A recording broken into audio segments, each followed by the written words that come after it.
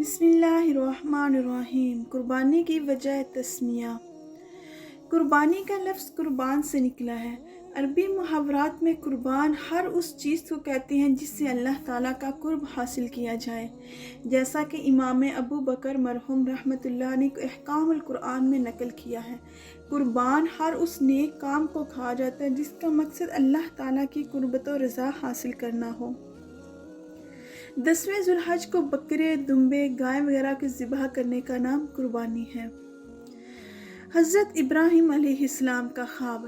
حضرت ابراہیم علیہ السلام نے خواب میں دیکھا کہ میں اپنے بیٹے کو ذبح کر رہا ہوں، تو خواب کا ذکر بیٹے سے کر کے پوچھا، بیٹا تیرا کیا خیال ہے؟ بیٹے سے پوچھنے کی کئی وجہ ہو سکتی ہیں کہ اگر بیٹے نے خوشی سے اپنے آپ کو تعمیل حکم کے لیے پیش کیا تو وہ بھی ثواب کا مستحق ہو جائے گا، ورنہ حکم خداوندی کی تعمیل تو بہرحال کی جائے گی۔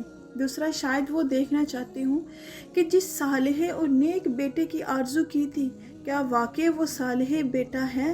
تیسری، ظاہر ہے کہ خواب کا تعلق بیٹے سے بھی ہے، لہٰذا بیٹے سے پوچھنا مناسب سمجھا۔ قرآن کریم میں ہے، فَلَمَّا بَلَغَ مَعَهُ السَّعْيَ قَالَ يَا بُنَيَّ إِنِّي أَرَىٰ فِي الْمَنَامِ أَنِّي أَذْبَحُكَ فَانظُرْ مَاذَا تَرَىٰ قَالَ يَا أَبَتِ افْعَلْ مَا تُؤْمَرُ سَتَجِدُنِي إِن شَاءَ اللَّهُ مِنَ الصَّابِرِينَ۔ جب وہ بھاگ دوڑ کے قابل ہو گیا تو ابراہیم علیہ السلام نے کہا کہ اے میرے بچے، یقیناً میں نے خواب میں دیکھا کہ میں آپ کو ذبح کر رہا ہوں، بتائیے تمہارا کیا خیال ہے؟ حضرت اسماعیل علیہ السلام نے عرض کیا، ابا جان، جو آپ کو حکم ملا ہے آپ کر گزرے، اللہ نے چاہا تو مجھے صبر کرنے والوں میں پائیں گے۔ حضرت ابراہیم علیہ السلام نے خواب میں یہ نہیں دیکھا تھا کہ انہوں نے بیٹے کو ذبح کر دیا ہے، بلکہ یہ دیکھا تھا کہ وہ اسے ذبح کر رہے ہیں۔ اگرچہ اس وقت وہ خواب کا مطلب یہی سمجھتے تھے کہ وہ صاحبزادے کو ذبح کر دیں گے، اسی بنا پر وہ ٹھنڈے دل سے بیٹے کو قربان کر دینے کے لیے بالکل تیار ہو گئے تھے، مگر خواب دکھانے میں جو باریک نقطہ اللہ تعالیٰ نے ملحوظ رکھا تھا، اس کو آگے اللہ تعالیٰ نے کھول کر بیان کیا ہے۔ حضرت ابراہیم علیہ السلام دراصل یہ دیکھنا چاہتے تھے کہ جس صالح اولاد کی انہوں نے دعا مانگی تھی وہ فی الواقع کس قدر صالح ہے۔ اگر وہ خود بھی اللہ کی خوشنودی پر جان قربان کر دینے کے لیے تیار ہے تو اس معنی یہ ہے کہ دعا مکمل طور پر قبول ہوئی ہے، اور بیٹا محض جسمانی حیثیت سے ہی ان کی اولاد نہیں بلکہ اخلاقی اور روحانی حیثیت سے بھی ان کی اولاد ہے۔ یہ الفاظ صاف بتا رہے ہیں کہ پیغمبر باپ کے خواب کو بیٹے نے محض خواب نہیں سمجھا بلکہ خدا کا حکم سمجھا تھا۔ بنا پر اسلام میں یہ عقیدہ پایا جاتا ہے کہ انبیاء کا خواب محض خواب نہیں ہوتا بلکہ وہ بھی وحی کی اقسام میں سے ایک قسم ہے۔ فلما اسلما وتلہ للجبین، آخر کو جب ان دونوں نے سر تسلیم خم کر دیا اور حضرت ابراہیم علیہ السلام نے بیٹے کو ماتھے کے بل گرا دیا، یعنی حضرت ابراہیم علیہ السلام نے ذبح کرنے کے لیے بیٹے کو ماتھے کے بل چت لٹا دیا، بلکہ اوندے منہ بیٹے کو چت لٹایا بلکہ اوندے منہ لٹایا، تاکہ ذبح کرتے وقت بیٹے کا چہرہ دیکھ کر کہ محبت شفقت سے ہاتھ میں لرزش نہ کر دے، اس لیے وہ چاہتے تھے کہ نیچے کی طرف ہاتھ ڈال کر چھری چلائے۔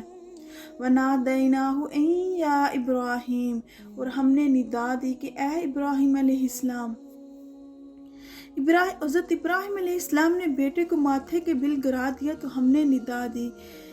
جب اللہ تعالیٰ نے دیکھا کہ بوڑھا باپ اپنے ارمانوں سے مانگے ہوئے بیٹے کو بعض محض ہماری خوشنودی پر قربان کر دینے کے لیے تیار ہو گیا تو بیٹے کے گلے پر چھری چلوانے کے لیے راضی ہے، تو یہ منظر دیکھ کر کیسا کچھ دریائے رحمت نے جوش مارا ہوگا، اور مالک کو ان باپ بیٹوں پر کیسا کچھ پیار آیا ہوگا، بس اس کا تصور ہی کیا جا سکتا ہے۔ الفاظ میں اس کی کیفیت کچھ بھی بیان کی جائے گی وہ اس کو عطا نہیں کرے گی بلکہ اس اصل شان سے کچھ گھٹ کر ہی ہوگی۔ کَصَدَقْتَ الرُّؤْیَا اِنَّا كَذَلِكَ نَجْزِی الْمُحْسِنِینَ، تو نے خواب سچا کر دکھایا، ہم نیکی کرنے والوں کو ایسی ہی جزا دیتی ہیں۔ یعنی ہم نے تمہیں یہ تو نہیں دکھایا تھا کہ تم نے بیٹے کو ذبح کر دیا اور اس کی جان نکل گئی، بلکہ یہ دکھایا تھا کہ تم ذبح کر رہے ہو، تو وہ خواب تم نے پورا کر دکھایا۔ اب ہمیں تمہارے بچے کی جان لینا مطلوب نہیں، اصل مدعا جو کچھ تھا وہ تمہاری اس کی آمادگی تیاری سے حاصل ہو گیا۔ جو لوگ احسان کی روش اختیار کرتے ہیں ان کے اوپر آزمائشیں ہم اس لیے نہیں ڈالا کرتے کہ انہیں خواہ مخواہ تکلیفوں میں ڈالیں، رنج و غم میں مبتلا کریں، بلکہ یہ آزمائشیں ان کی فضیلتوں کو ابھارنے کے لیے، انہیں بڑے مرتبے عطا کرنے کے لیے ان پر ڈالی جاتی ہیں۔ پھر آزمائش کی خاطر جس مخمصے میں ہم انہیں ڈالتے ہیں اور اس سے بخیریت ان کو نکلوا بھی دیتی ہیں۔ بیٹے کی قربانی کے لیے تمہاری آمادگی تیاری ہی بس اس کے لیے کافی ہوگی، تمہیں وہ مرتبہ عطا کر دیا جائے گا جو ہماری خوشنودی پر بیٹا قربان کر دینے والے کو مل سکتا ہے۔ اسی طرح ہم نے تمہارے بچے کی جان بچا دی، تمہیں یہ بلند مرتبہ عطا کر دیا۔ ان ھذا لہو البلاء المبین، اور یہ یقیناً ایک کھلی آزمائش تھی، یعنی مقصود تمہارے ہاتھ سے تمہارے بچے کو ذبح کرا دینا نہ تھا، بلکہ اصل مقصود تمہارا امتحان لینا تھا، تاکہ تم تمہارے مقابلے میں دنیا کی کسی چیز کو عزیز تر تو نہیں رکھتے۔ وَفَدَيْنَاهُ بِذَبْحٍ عَظِيمٍ وَفَدَيْنَاهُ بِذَبْحٍ عَظِيمٍ، اور ہم نے ایک بڑی قربانی فدیہ میں دے کر اس بچے کو چھڑا لیا۔